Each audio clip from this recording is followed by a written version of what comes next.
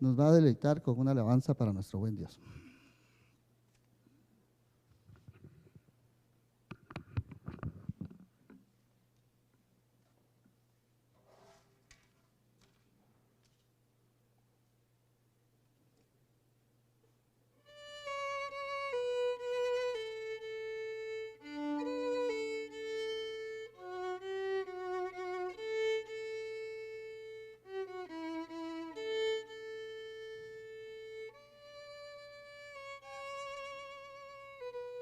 Ya puedes hablar ahí, ya puedes hablar. Así déjalo.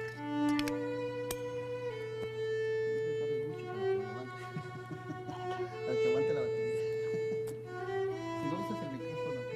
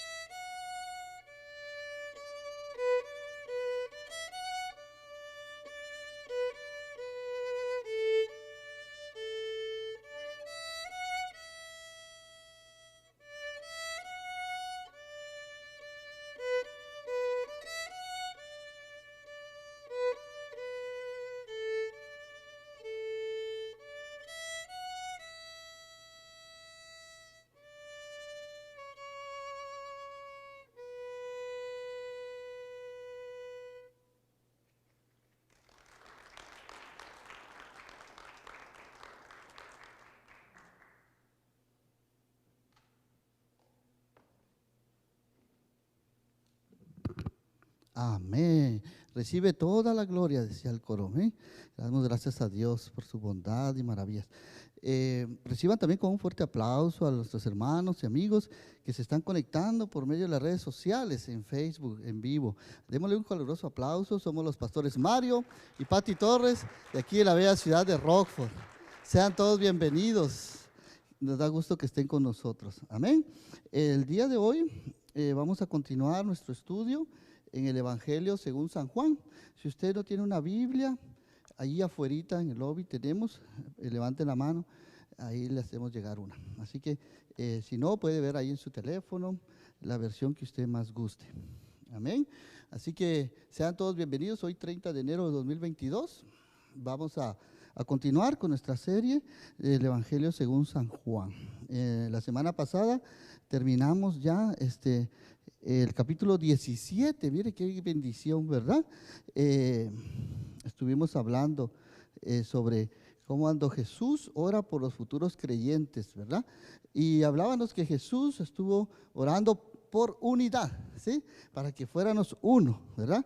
Dijimos que sean uno, dijo Jesús, como yo y tú el Padre. Lo vimos ahí en el versículo 20 al 23.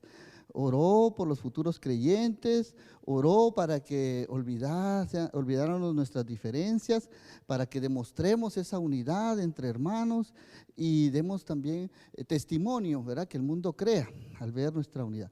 Y también hablamos que Jesús oró para que podamos estar con Él, para ver su gloria, ¿sí? que Jesús dijo, ¿verdad?, que Él ora para que donde Él esté, nosotros también estemos cerca de Cristo. Y también oró para que el amor que Él ha conocido con el Padre sea una realidad en nuestras vidas. Versículo 25 al 26. Hablamos de que qué hermoso es conocer al Padre, ¿verdad? Y las consecuencias que tenemos de conocer al Padre, ¿verdad? Así que el día de hoy me complace presentar a mi bella esposa, Patti, quien va a traer la palabra el día de hoy. Adelante, Patti, bienvenida. Un aplauso para la pastora Patti.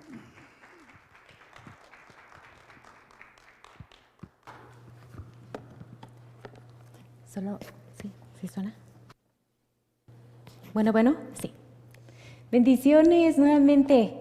Me da mucho gusto poder estar aquí el día de hoy y tener este privilegio. La verdad que es un privilegio, es una bendición poder compartir este mensaje. Cada vez que me toca a mí traer el mensaje, la verdad es que es una bendición porque puede uno profundizar un poquito más en lo que son las Escrituras y encontrar esos tesoros que Dios tiene ahí preparados. Si gustan, me acompañan, vamos a orar. Amado Padre Celestial, en este día te doy tantas gracias, Señor, por esta bendición que tú me das de poder compartir tu palabra aquí con mis hermanos, Señor, tanto los que están aquí presentes como aquellos que nos ven en línea, Señor. Te oro y te pido, Señor, que me permita, Señor, poder hablar exactamente lo que tú quieres hablar, Señor, a tu iglesia, Señor. Te pido, Señor, que nos permitas tener un corazón receptivo, una mente alerta, Señor, para lo que tú tienes para darnos, Señor, el día de hoy y que nos ayude, Señor, sobre todo, mi Dios, a que todo lo que escuchemos lo podamos poner en práctica en nuestras vidas, mi Dios. Te lo pido y te doy gracias y que podamos llevar mucho fruto, Señor, para tu gloria y tu honra, mi Dios, en el nombre de Jesús. Amén. Y pues el día de hoy el tema que traje o el tema que le puse fue acerca de la traición, porque en este capítulo 18 vamos a ver únicamente los primeros versículos del 1 al 11. Y aquí la verdad es que es una historia donde vemos ahí esa traición hacia Jesús. ¿Cuántos de nosotros aquí el día de hoy, quizás en algún momento de nuestras vidas, quizás nosotros hemos experimentado que alguien nos traicionó? O peor aún, cuando nosotros a lo mejor alguien tenía confianza en nosotros y nosotros traicionamos a alguien. Esto es solamente para que pensemos en esto mientras que vamos a ir hablando un poquito del tema. Si gustan, me acompañan, vamos a leer el pasaje que vamos a leer el día de hoy, es el capítulo 18. Lo voy a leer en este momento en la Nueva Traducción Viviente y vamos a leer del capítulo 1, del 18, del verso 1 al 11. Y dice: después de decir esas cosas, Jesús cruzó el valle de Cedrón con sus discípulos y entró en un huerto de olivos. Judas, el traidor, conocía ese lugar porque Jesús solía reunirse ahí con sus discípulos. Los principales sacerdotes y los fariseos le habían dado a Judas un grupo de soldados romanos y guardias del templo para que lo acompañaran. Llegaron al huerto de olivos con antorchas encendidas, linternas y armas. Jesús dice que ya sabía todo lo que le iba a suceder, así que salió al encuentro de ellos. ¿A quién buscan?, les preguntó. A Jesús de Nazaret, contestaron. Yo soy, dijo Jesús. Judas, el que lo traicionó, estaba con ellos. Cuando Jesús dijo yo soy, todos retrocedieron y cayeron al suelo. Una vez más les preguntó, ¿a quién buscan? Y nuevamente ellos contestaron, a Jesús de Nazaret. Ya les dije que yo soy, dijo Jesús. Ya que soy la persona a quien buscan, dejen que los demás se vayan. Lo hizo para que se cumplieran sus propias palabras. No perdí ni a uno solo de los que me diste. Entonces Simón Pedro sacó una espada y le cortó la oreja derecha a Malco, un esclavo del sumo sacerdote. Pero Jesús le dijo a Pedro, mete tu espada en la vaina. ¿Acaso no voy a beber de la copa de sufrimiento que me ha dado el Padre? Bueno, cuando vemos este pasaje de las Escrituras, podemos ver todo lo que había estado Jesús orando durante ese tiempo. Ahorita estamos llegando ya a la culminación de este proceso donde Jesús iba a ser crucificado, ¿verdad? Entonces aquí en este pasaje de las Escrituras nos muestra cómo Jesús, después de haber estado, lo que decía mi esposo en los capítulos anteriores, estuvimos viendo acerca de la oración de nuestro Señor Jesús, cuando Él estuvo con sus discípulos en la Santa Cena, cuando Él sale de ese lugar, cuando tiene ese tiempo de oración con los discípulos, pero ahora vemos que Él sigue avanzando. Y ahora aquí nos dice que mientras Él avanzaba, pasó a través de lo que en el versículo 1 dice: después de decir estas cosas, Jesús cruzó el valle Cedrón con sus discípulos y entró en un huerto de olivos. Es importante notar acá que este valle de Cedrón, Jerusalén estaba repleta de peregrinos en aquel entonces, porque estaba próximo a celebrarse lo que era la Pascua. Entonces venía mucha gente de afuera para venir a celebrar la Pascua en Jerusalén. Entonces Jesús decide apartarse. Sin embargo, todo estaba dentro del plan perfecto de Él. Él decide apartarse con sus discípulos y dice que atraviesan el arroyo de Cedrón. Este se halla al este de Jerusalén, entre una muralla de la ciudad y el monte de los olivos, y el huerto de Getsemaní se halla en la falda occidental de la colina. En el Evangelio de Lucas nos dice que Jesús a menudo iba a este huerto con sus discípulos, sin duda para descansar, para orar, y entonces por eso aquí dice: y saliendo, en Lucas capítulo 22, 39 nos dice: y saliendo se fue como solía al monte de los olivos, y sus discípulos también le siguieron. Cuando vemos aquí este monte del Cedrón, ¿y qué es lo que significa este monte? Dice, el arroyo, porque es un arroyo. Dice que tiene un significado especial históricamente hablando, porque el rey David cruzó por este arroyo cuando él había sido rechazado por su pueblo, cuando se había Absalón. Si conocemos un poquito la historia de David, Absalón se había rebelado contra su padre para querer tomar el lugar como rey. Entonces David sale de Jerusalén y atraviesa este arroyo de Cedrón. Entonces, y él aquí nos habla un poquito más acerca de Absalón también. Y es curioso ver que Jesús había sido rechazado por su pueblo también, y en breve estaría siendo traicionado por uno de sus discípulos cuando él atraviesa por este arroyo. Sin embargo, la diferencia que vemos acá es que David iba huyendo cuando él atraviesa este arroyo, a diferencia de Jesús, que él iba voluntariamente para poder atravesar y ir hacia ese huerto, que él era el lugar donde él iba. Algo que es bien curioso ver en esta narrativa que muestra aquí, esa comparación que hace acerca de David y de Jesús cuando atraviesan esta parte de acá, hay más pasajes de las Escrituras de otros personajes también, y por qué tiene tanta relevancia este arroyo de Cedrón. Es interesante que Ahitofel, que fue uno de los consejeros de David, cuando él lo traicionó, él se ahorcó. Dice la Biblia en 2 Samuel 17, 23 que él se ahorcó. Y el traicionero hijo de David, Absalón, quedó enredado en un árbol y lo mataron mientras estaba allí colgado. Y Judas, por supuesto, salió y también se ahorcó.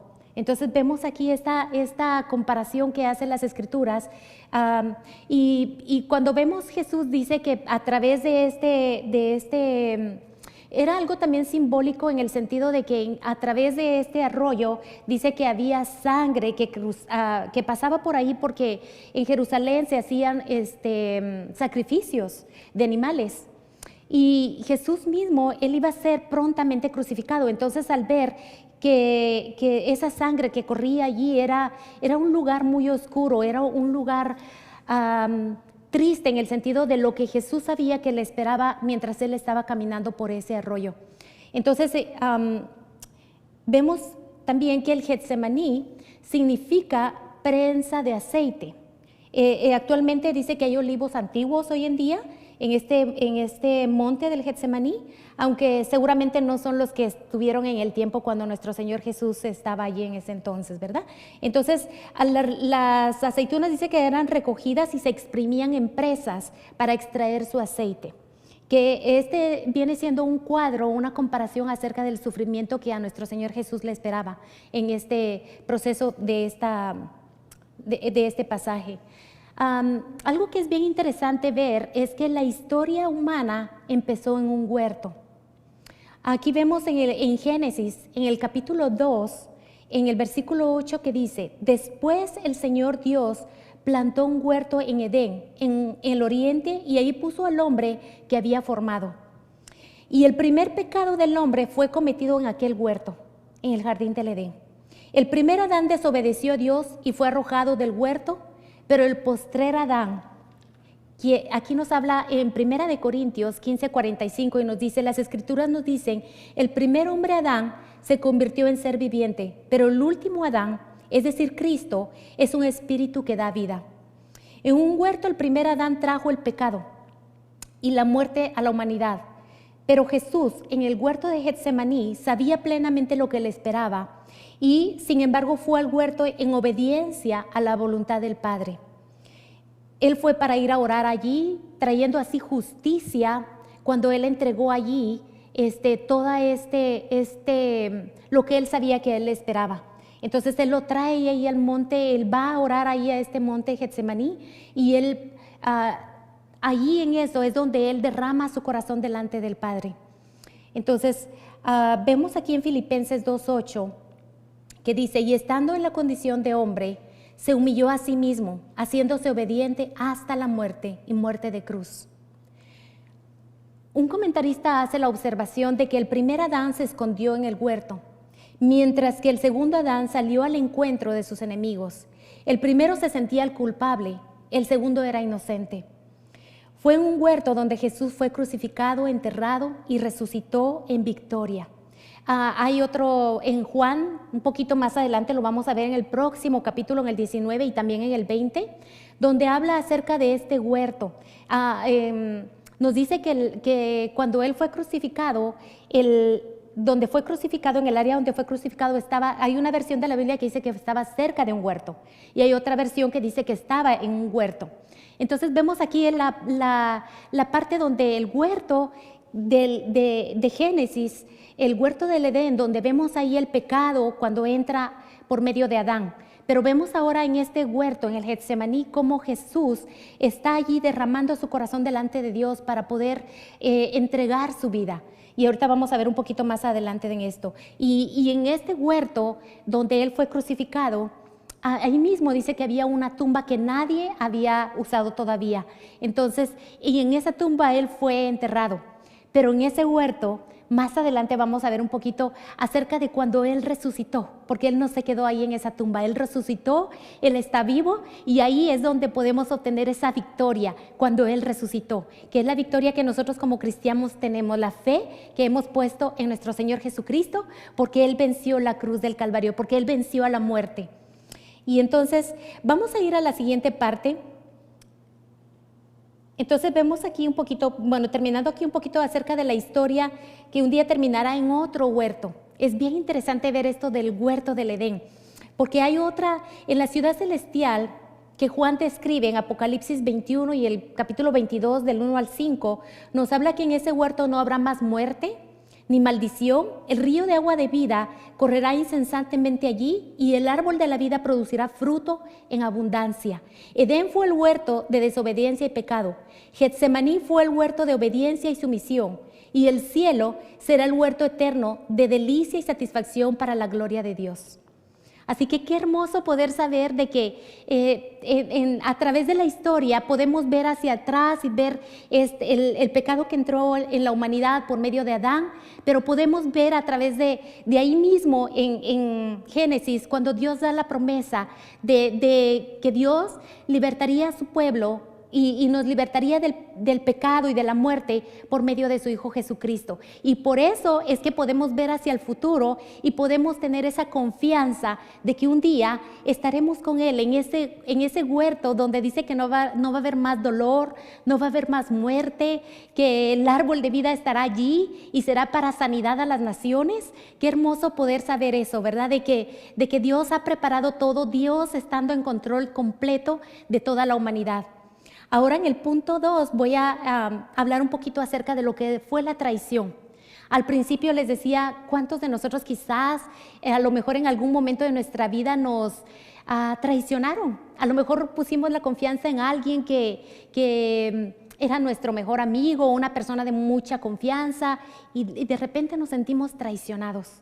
O de repente nosotros mismos traicionamos a alguien. Pues Jesús, que es experimentado en dolores, Él puede saber y puede comprender el dolor que muchas veces nosotros podamos estar experimentando, porque Él mismo fue traicionado por uno de sus discípulos, uno a quien Él había discipulado por alrededor de 3 años, a alguien a quien Él había amado, a alguien a quien Él había entregado, lo había discipulado, le había enseñado, es más, le habían dado la confianza de llevar inclusive las finanzas. Vamos a ver qué dice aquí en el pasaje en Juan capítulo 18:2, dice: Judas el traidor conocía ese lugar porque Jesús solía reunirse allí con sus discípulos. Y en el 3 dice: Judas, pues, tomando una compañía de soldados y alguaciles de los principales sacerdotes y de los fariseos, fue ahí con linternas y antorchas y con armas. Ahora vemos a Judas liderando una compañía. Cuando habla aquí de una compañía, está hablando de en otra versión lo habla una cohorte, que viene siendo una compañía de soldados, era aproximadamente 600 hombres. Entonces Judas, cuando iba aquí acompañado, primeramente nos dice que él conocía el lugar, porque él había estado muchas veces ahí con nuestro Señor Jesús. Entonces aquí también podemos ver que nuestro Señor Jesús, cuando va a ese lugar, Él sabía perfectamente que Judas lo iba a encontrar allí, ¿verdad? Entonces Judas había vivido con el Señor por 3 años, le había oído enseñar, había visto milagros extraordinarios acontecer, fue parte de los 12. Él fue parte de los 72 que Jesús envió también, envió a 12, envió a 72 y los envió ¿a qué? A que predicaran en el nombre de Jesús, que hicieran milagros, que sanaran a aquellas personas que estaban enfermas. Judas había sido uno de ellos, a los que los demonios, dice, se les habían sometido. Entonces esto es bien importante saber de que los milagros que Judas vio no impactaron su corazón. Porque aquí podemos ver que él no tuvo una relación personal con Jesucristo.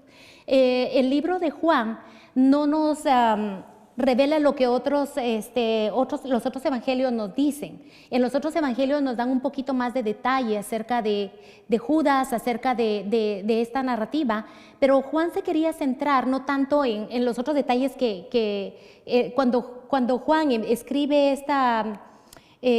este evangelio, lo escribe para una audiencia que ya conocían los otros libros anteriores. Entonces, por eso él no da mucho énfasis a lo anterior y él se quiere enfocar en lo que Judas estaba haciendo, digamos aquí, cuando él va y entrega a nuestro Señor Jesucristo. Algo que es bien importante ver acá es de que Judas iba acompañado por alrededor de 600 hombres. Algunos comentaristas dicen que podría ser hasta 1000, otros dicen que podría ser menos de 600, pero hay unas versiones de la Biblia que dice que iba acompañado por muchas personas. En Mateo 26:55 Jesús le dijo a la multitud: ¿acaso soy un peligroso revolucionario para que vengan con espadas y palos para arrestarme? ¿Por qué no me arrestaron en el templo? Estuve enseñando ahí todos los días. Entonces vemos que había una gran multitud que venía y la razón por esta era porque ellos pensaban que algunas veces quisieron arrestar a Jesús en otras oportunidades y no pudieron. Entonces ellos pensaban que a lo mejor se iba a hacer una revuelta. Entonces otra de las razones por las que traen a muchas personas y lo traen de noche, es otra de las características que podemos ver acá, de que traen de noche a estos 600 soldados. También venían alguaciles que eran permítanme, vamos a ver exactamente, guardias del templo, y que dice que venían armados con garrotes y espadas. Entonces, hoy en día podemos ver un poquito acerca de Judas, que era lo que yo les decía. Él pudo ver milagros acontecer y sin embargo con todo esto él decidió traicionar a nuestro Señor Jesucristo. Cuando las personas hoy fingen conocer y amar al Señor, cometen el mismo pecado de Judas. Entonces esto es bien triste, es tremendo, porque muchas veces podemos estar en la iglesia, podemos parecer religiosos, de hecho, cuando vemos cuando Jesús les dice que uno de ellos lo iba a traicionar, los demás apóstoles no reconocieron que era Judas. De hecho, ellos mismos dudaron de ellos mismos diciendo, ¿seré yo, maestro? Eso quiere decir de que Judas para nada aparentaba que él era el que iba a traicionar a nuestro Señor Jesucristo. ¿Por qué? Porque y eso puede pasar hoy en día. Y con eso no quiero venir a estar juzgando a nadie, porque no somos nosotros los que debemos de estar juzgando, pero sí es algo para traer a nuestra reflexión de una manera personal, de que podemos estar en la iglesia y no tener una conversión o una relación personal con Jesucristo. Entonces, por esto es bien delicado esto, porque podemos asistir a reuniones de oración, podemos aparentar ser muy espirituales, pero esto nos lleva a que nosotros mismos podamos evaluar nuestras vidas. En el caso de Judas, un solo pecado sin contrición, dice, una pequeña vía de agua puede hundir un buque. En el caso de Judas vemos que él había una ambición en su corazón y no había, a pesar de que él había estado con el maestro, había visto cosas extraordinarias, milagros, él no tenía una conversión genuina. Y es algo que nosotros debemos de considerar en nuestras vidas, porque esto estamos hablando que es de vida o muerte. En el caso de Judas, ese pecado lo llevó a la muerte. Entonces Dios nos está hablando de que evaluemos nuestras vidas nosotros también aquí, en nuestra vida, en nuestra relación personal con Jesucristo. Pero también por el otro lado podemos ver cómo Dios, Jesucristo, siendo traicionado por uno de los que Él había amado, Él puede comprendernos a nosotros también. Y Jesús desea que nosotros perdonemos a aquellos que nos han hecho daño, a aquellos que quizás nos traicionaron y que tal vez hay amargura en nuestro corazón. Es necesario para que nosotros seamos perdonados que nosotros también perdonemos. Y si hay a lo mejor nosotros quizás también hemos fallado, a lo mejor nosotros también hemos traicionado, entonces es un buen tiempo para ponernos a cuentas con Dios también, pedirle perdón a Dios y si es posible ponernos a cuentas con la persona que tal vez le fallamos. Entonces es bien interesante esto que Dios está trayendo que traía a mi corazón cuando estaba leyendo esto, porque Dios quiere que su iglesia viva en victoria, que seamos sanos, que podamos experimentar esa paz, pero la vamos a experimentar cuando nosotros aprendamos a soltar estas situaciones. De hecho, Jesús, ahí en el huerto del Getsemaní, ahí Él ganó esa batalla. Él tuvo que entregar esta situación que venía de Él, de cargar el pecado de la humanidad. Era algo terrible para Él. Entonces Él ahí en el huerto del Getsemaní, Él lo pone todo delante de Dios. Y Él dice, Señor, si es tu voluntad que se quita esta copa que tengo que pasar, pero si no, que se haga tu voluntad. Entonces ahí en ese lugar, en ese Getsemaní es donde nosotros vamos a ganar nuestras batallas. Es ahí donde nosotros podemos pelear y podemos entregar porque muchas veces nosotros queremos hacer nuestra voluntad, pero Dios desea hacer su voluntad en nuestras vidas y es necesario que nosotros entreguemos nuestra voluntad delante de Dios, sabiendo que la voluntad de Dios para nuestras vidas es buena, es agradable y es perfecta. Aun cuando muchas veces eso trae sufrimiento también, porque en el caso de Jesús, Él sabía que venía ese sufrimiento, pero con todo Él allí, Él ganó esa victoria. Y en el siguiente punto vamos a ver acerca de Jesús, el yo soy. Aquí en el verso 4 dice, Jesús ya sabía todo lo que le iba a suceder, así que salió al encuentro de ellos y les pregunta, ¿a quién buscan? Les preguntó. Jesús tenía el control total, Él sabía lo que le sucedería. Y esto lo podemos ver en Juan 13:1, en el 3, en el 11, donde Él ya había dicho lo que le iba a acontecer en el capítulo 16-19. Judas esperaba algún tipo de engaño, así que hizo arreglos para identificar a Jesús mediante un beso. Aquí en el Evangelio de Juan no lo menciona, pero en los otros evangelios lo menciona, ¿verdad? Judas el traidor había acordado con ellos una señal. Sabrán cuál arrestar cuando les salude con un beso. En Mateo 26:49. Dice, Judas fue directamente a Jesús y le dijo, saludos, Rabí, exclamó y le dio el beso.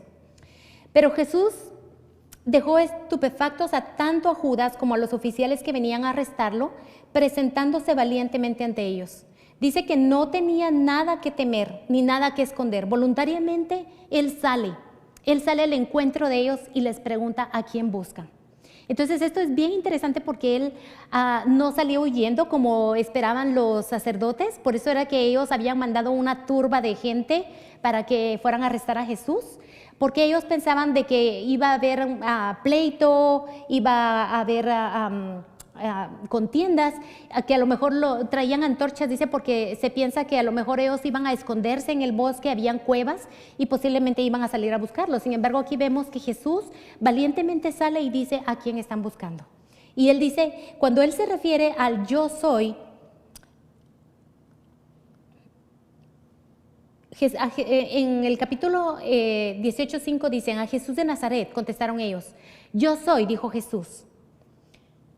Y dice, cuando Jesús dijo, yo soy, todos retrocedieron y cayeron al suelo. Entonces la pregunta aquí es, ¿por qué retrocedieron y cayeron en tierra los oficiales que lo arrestaron cuando Jesús les dijo, yo soy? Es una buena pregunta para nosotros hacernos, ¿verdad? ¿Por qué retrocedieron y cayeron? Tristemente, cuando ellos retroceden y caen, no caen con la idea de postrarse. Muchas veces nosotros caemos hacia adelante postrándonos delante de Dios en una actitud de reconocer que Él es el Dios Todopoderoso. Sin embargo, ellos aquí, ellos dicen que caen hacia atrás. Vamos a ver. Si dice, a los judíos presentes les impactaría su yo soy, porque era una afirmación de su deidad. Aquí cuando Jesús está diciendo yo soy, Él está refiriéndose en el libro de Éxodo, encontramos cuando Abraham, él le dice a Dios, cuando Dios se le aparece y Dios le dice, ve a los israelitas y diles, entonces Él le dice, y a los israelitas, ¿quién le voy a decir que me manda? Entonces Dios le dice, diles que el yo soy te envía. Entonces aquí Jesús está hablando y se está refiriendo al yo soy del Antiguo Testamento. Anteriormente hemos estudiado un poquito acerca de cuando Jesús dice, el Padre y yo uno somos. Aquí nuevamente Él está hablando de su deidad y a los romanos, que eran la mayoría, les tomaría por sorpresa su intrepidez, porque era obvio que Él estaba al mando, Jesús. Era una situación cargada de emoción y no sabemos lo que Judas les había dicho en cuanto a Jesús para prepararlos para esta confrontación. Los dirigentes judíos habían tratado de apresar a Jesús antes y nunca lo habían logrado. La compañía estaba preparada para el conflicto. También vemos aquí que el carácter absolutamente voluntario de los sufrimientos de Cristo. Se nos dice que la primera vez que nuestro Señor dijo a los soldados, yo soy, retrocedieron y cayeron a tierra. Sin duda estas palabras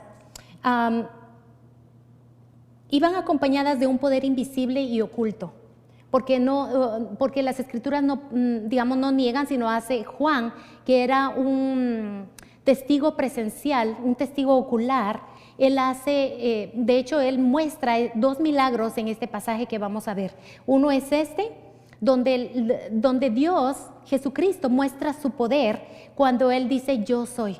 Y cuando está hablando de este poder, aquí está hablando acerca de que hay un pasaje de las Escrituras que les voy a leer por acá, creo que está, donde dice, cuando se juntaron, en el Salmo 72:2, dice, cuando se juntaron contra mí los malignos, mis angustiadores y mis enemigos, para comer mis carnes, ellos tropezaron y cayeron. Aquí el salmista habla un poquito acerca de esto. Vemos aquí que se trataba de esa misma influencia milagrosa que contuvo a la multitud enfurecida en Nazaret. Si recordamos un poquito atrás de las Escrituras, vamos a ver que a Jesús lo quisieron arrestar varias veces y ninguna de esas pudieron. Entonces, ¿qué refrenó a los sacerdotes y a los fariseos ante su entrada triunfal en Jerusalén? ¿Y qué detuvo toda oposición cuando Jesús echó a los compradores y vendedores del templo? Él estaba ahí solo, él echó a los compradores y todo, lo pudieron haber arrestado y no lo hicieron. Cuando nuestro Señor parecía débil, demostró su fortaleza. Jesucristo dice que no murió porque no porque hubiera querido evitarlo, no sufrió porque no tuviera otra escapatoria, ni todos los soldados del ejército de Pilato habrían podido prenderle de no haberlo permitido él mismo. Sé que cuando vemos aquí que a Jesús lo arrestan, es por su propia voluntad, porque aquí podemos ver el poder que Él manifiesta cuando Él les dice a ellos, yo soy, y todos retroceden y caen. Esa es solamente una muestra del poder de nuestro Señor Jesucristo, que podemos ver claramente cuando Él en otro pasaje de las Escrituras dice, si yo quisiera, yo pudiera mandar a una legión de ángeles y vendrían inmediatamente para poder protegerme y nadie podría arrestarlo a Él. Sin embargo, Él aquí sale nuevamente, vemos en el siguiente pasaje que fue una manifestación del poder divino y una exhibición de la majestad de Cristo. En el verso 6, cuando les dijo yo soy, no me cabe duda que este versículo relata un gran milagro, que los soldados romanos y los siervos de los sacerdotes retrocedieron y cayeron a tierra al oír nuestro Señor decir yo soy.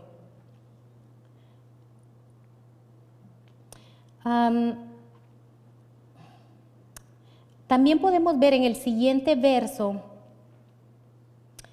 en Juan capítulo 18, 7, Jesús les vuelve a preguntar a estos soldados y a esta turba que iba ahí, les pregunta, una vez más les preguntó, ¿a quién buscan? Y nuevamente ellos contestaron, a Jesús de Nazaret. Y en el 8 dice, ya les dije que yo soy, dijo Jesús. Y dice, y ya que yo soy la persona a quien buscan, dejen que los demás se vayan. Lo hizo para que se cumpliera sus propias palabras, no perdí ni a uno solo de los que me diste.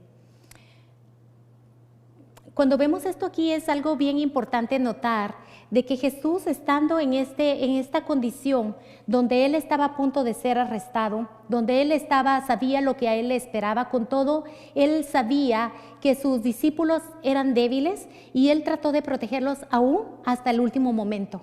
Entonces Jesús aquí les dice en los pasajes anteriores, en el versículo anterior, que Él es el que están buscando. Así que les dice, es a mí a quien buscan, dejen ir a los demás. Entonces aquí también nos da una enseñanza acerca de cómo Jesús, siendo el pastor de las ovejas, que dice que su vida da por nosotros. Aquí podemos encontrar en este pasaje de las Escrituras cómo Jesús tenía cuidado de sus discípulos. Aún en ese último momento, Él estaba cuidando de sus discípulos y esto es una esperanza preciosa para cada uno de nosotros, porque Jesús mismo tiene cuidado de nosotros. Cuando de repente nosotros podamos sentirnos en una aflicción como la que ellos estaban experimentando en ese momento, a poder saber de que Jesús, el buen pastor, dice su vida da por sus ovejas y Él tiene cuidado de cada uno de nosotros. Esto es una esperanza preciosa porque no sé cuál sea la situación que cada uno de nosotros podamos estar experimentando, pero podemos tener esa certeza de que Jesús cuida de nosotros. Jesús en ese momento donde ellos también estaban en peligro, Él cuidó de ellos y ninguno de ellos dice se perdió. Jesús hasta el último momento cuidando de ellos. Y vamos a ir avanzando ya un poquito más y dice...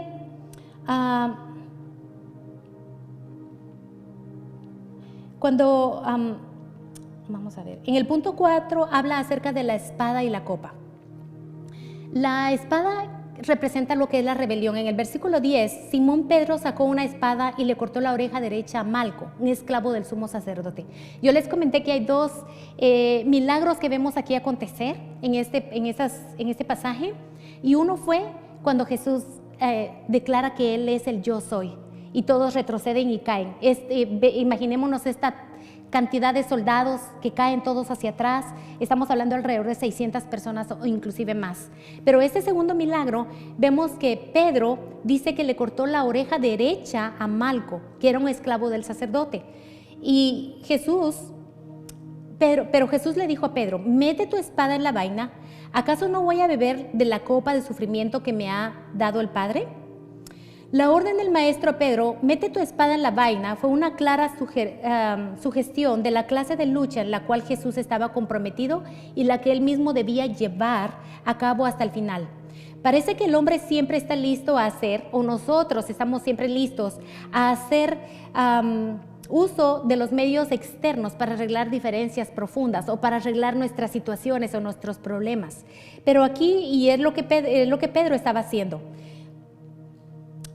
dice el hombre, hablando acerca de Pedro, cuando Pedro anteriormente le había dicho a Jesús, Señor, ¿por qué no te puedo seguir? Jesús le dijo a Pedro que la espada no era la respuesta. La copa que el Padre me ha dado, no la he de beber. La actitud de Jesús fue la de aceptación completa. Entonces, aquí vemos que lo que era la espada representa la parte del ser humano, la humanidad de nosotros los seres humanos, de querer hacer las cosas muchas veces a nuestra manera. Jesús le había dicho ya varias veces a Pedro, no es esta la manera, pero Pedro no había entendido. Entonces, y muchas veces nosotros queremos hacer las cosas a nuestra manera.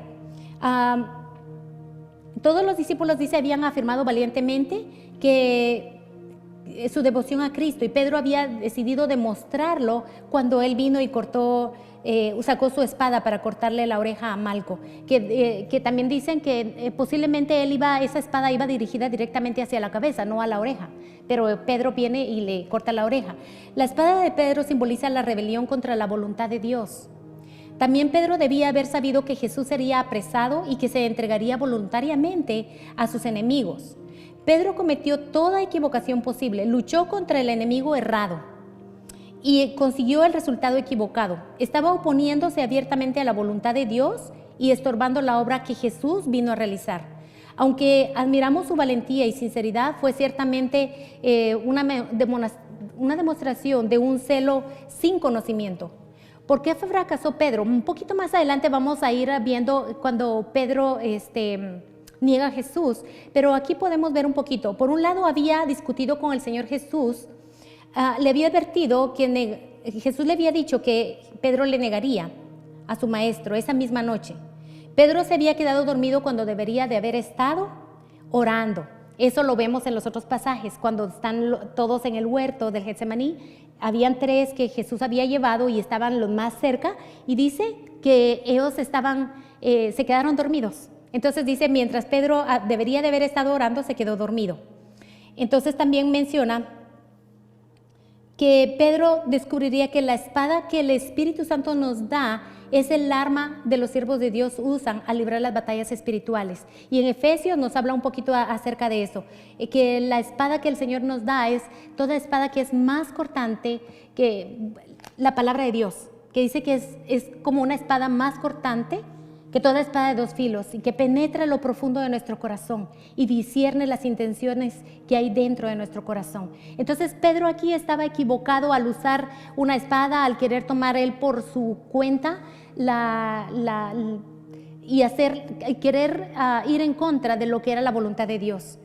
Entonces esto nos debe de llevar a nosotros a una reflexión acerca de tomar ese tiempo de oración. Jesús tomó ese tiempo y Él ganó su batalla ahí en el Getsemaní. Es ahí donde nosotros tenemos que entregar cada situación por la que nosotros podamos estar batallando. Algunas veces nosotros estamos batallando y nosotros queremos, como Pedro, sacar esa espada y queremos hacer las cosas a nuestra manera. Pero Dios nos dice no. Era necesario, y Jesús mismo entendiendo la parte que era necesario que Él tuviera que tomar esa copa que representaba, y lo hizo Él voluntariamente, que representaba ese cáliz, ese sufrimiento que Él iba a pasar para poder nosotros ahora tener libertad, poder nosotros ahora tener la vida eterna que Él nos ofrece. Entonces era necesario, Pedro quería estorbar el plan. Y muchas veces nosotros, Dios tiene planes y propósitos para nuestras vidas. Muchas veces nosotros queremos estorbar esos planes, queriendo evitar el sufrimiento. Algunas veces es bueno el sufrimiento, porque el sufrimiento nos ayuda a nosotros a muchas veces ser sensibles y hoy en día estamos orando por diferentes necesidades. Hay hermanos que están en el hospital enfermos, que están sufriendo, pero eso es algo temporal. El Señor sabía que el sufrimiento que Él esperaba era algo temporal también, y Él decidió pasar y decidió tomar esa copa, porque Él sabía lo que le esperaba más adelante. Él lo hizo por amor por cada uno de nosotros.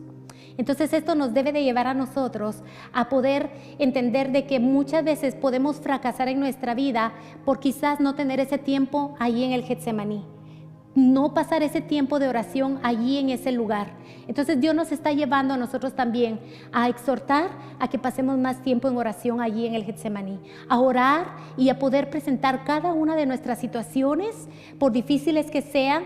A veces yo quiero hacer mi voluntad, pero es necesario que sea la voluntad de Dios en mi vida y en la vida de cada uno de nosotros. No lo que nosotros a veces pensamos que es lo mejor, sino lo que Dios quiere y lo que sabemos que es mejor. Que Dios lo sabe, muchas veces nosotros no, pero Dios sí lo sabe. Y por eso Pedro aprendió, y más adelante en Pentecostés ya vemos a un Pedro renovado que ahora usa la espada, que es la palabra de Dios. Y a través de esta espada que él usa, más de 3,000 personas fueron tocadas por el poder del Espíritu Santo. Entonces vemos que no es con nuestras fuerzas, sino es con el poder del Espíritu Santo que vamos a lograr vencer estas situaciones que podamos estar experimentando cada uno de nosotros. Así que con esto terminó aquí el mensaje, motivando a cada uno de ustedes y también yo misma a que podamos experimentar y pasar más tiempo en oración, a que podamos entregar nuestra voluntad delante de Dios y que podamos confiar en que Dios está en control de todo, que Dios es el gran yo soy, que Dios tiene cuidado de sus ovejas y que Dios dice que ninguna de ellas se perdió, todas, excepto la que debía de perderse, que ya estaba para perdición, que fue Judas, ¿verdad? Entonces, qué hermoso saber de que Dios tiene cuidado de cada uno de nosotros. Él es el buen pastor que su vida da por cada uno de nosotros. Amén. Así que vamos a orar y vamos a concluir con esto. ¿Se me acompaña? Amado Padre Celestial, en esta tarde te doy gracias, Señor, por tu palabra, porque sé que tu palabra no vuelve atrás vacía, Señor. Gracias, Señor, porque sé que tú nos hablas a cada uno de nosotros en las diferentes áreas, Señor. Y yo quiero pedirte, mi Dios, que nos permita, Señor, aclara nuestra mente para aquellas áreas de nuestra vida, Señor, que quizás estamos nosotros queriendo hacer nuestra voluntad y no la queremos someter delante de ti. Te pido, Señor, que traigas ese convencimiento a nuestros corazones, Señor, de que debemos de poder confiar en ti, Señor, de que necesitamos pasar ese tiempo. Si tú pasaste tiempo, Señor, allí en oración, Señor, abriendo tu corazón y derramando tu corazón delante del Padre, Señor, y sometiéndote de una manera voluntaria, Señor. Yo te pido y oro, Señor, para que nos permitas como iglesia, Señor, poder someter nuestra voluntad, Señor, delante de ti, Señor. Tú conoces a cada persona aquí representada, Señor. Igualmente oro y te pido, Señor, para que si hay alguno de acá, Señor, alguna persona que nos ve y que escucha este mensaje, Señor, que quizás pensamos, Señor, que tenemos una relación personal contigo, Señor, pero que quizás es únicamente religiosidad, Señor, que seas tú, Señor, trayendo esa convicción a nuestros corazones, Señor, de esa necesidad que tenemos genuina, Señor, de entregar nuestras vidas a ti, mi Dios.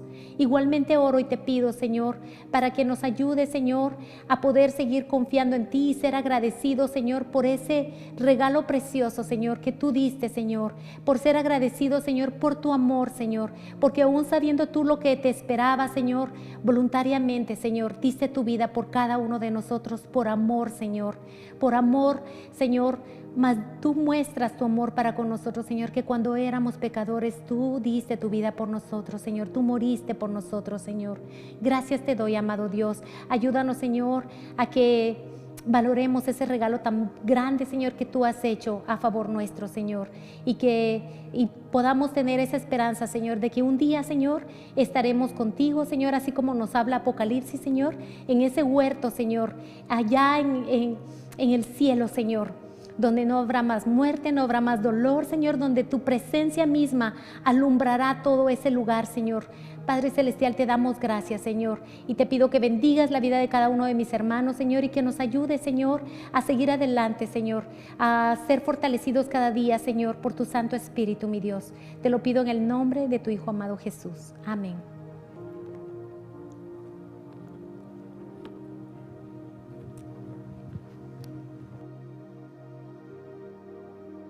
Démosle fuerte el aplauso al Señor, gloria a Dios.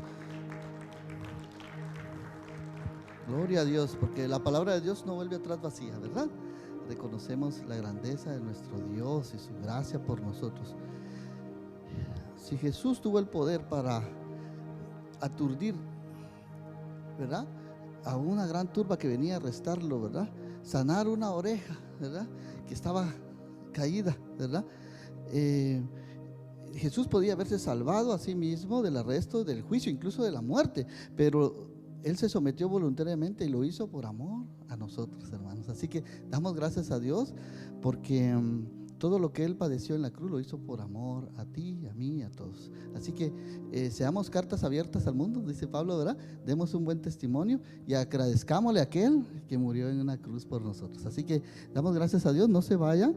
Después tenemos una comidita ahí abajo para los que se van a quedar a las clases de discipulado. Así que los esperamos ahí abajo y no nos resta más que orar, ¿verdad?, por la bendición del Señor. Amén. Así que acompáñenme a orar y vamos a dar gracias al Señor, porque Dios es bueno. Gloria a Dios. El Señor le dijo a Moisés, ¿sí?, y a Aarón, le dijo en Números capítulo 6, le dijo, bendice al pueblo, le dijo, ¿verdad? Bendícelo con esta bendición, le dijo, ¿verdad? Le dijo, cuando ellos salgan, les dijo, y si lo hacen en mi nombre, yo lo haré, le dijo el Señor, ¿verdad? Entonces vamos a orar en esta bendición sacerdotal que el Señor le mandó a Moisés y a Aarón, que bendijeran a su pueblo, a Israel, con esta bendición. Y el Señor le dijo, diles así a mi pueblo, oren así: que el Señor te bendiga y te proteja, que el Señor sonría sobre ti y sea compasivo contigo, que el Señor te demuestre su favor y te dé su paz.